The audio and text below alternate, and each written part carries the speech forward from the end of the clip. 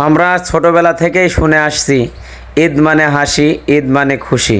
কিন্তু এ কথা কি আমরা কেউ শুনেছি যে যারা এতিম, অসহায়, দরিদ্র তাদের ঈদটা কিভাবে কাটতেছে?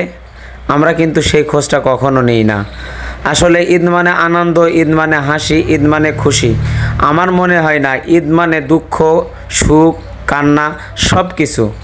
যদি বলেন কেন, আমাকে প্রশ্ন করলে আমি বলবো, যার পিতামাতা বেঁচে নেই পৃথিবীতে তার আজকের দিন খুবই কষ্টের, আর যার বেঁচে আছে তার জন্য আনন্দের।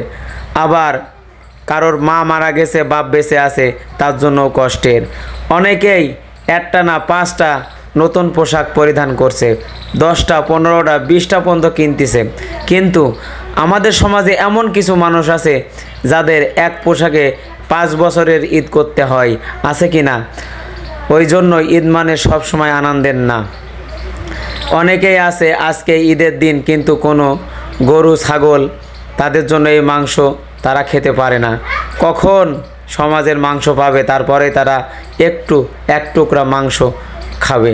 ওই জন্য বলি ঈদ কিন্তু সবার জন্য না ভাই।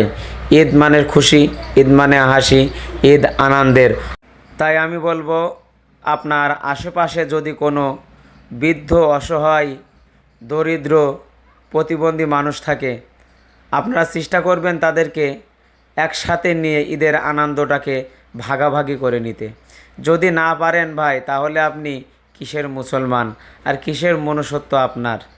যদি মনুষ্যত্ব থাকে তাহলে কোরমা, পোলাও, ভালো খাবার নিজে খাবেন, পাশের বাড়ির একজনা খাবে না। এটা কিন্তু আপনি মুসলমানের পরিচয় দিতে পারেন না।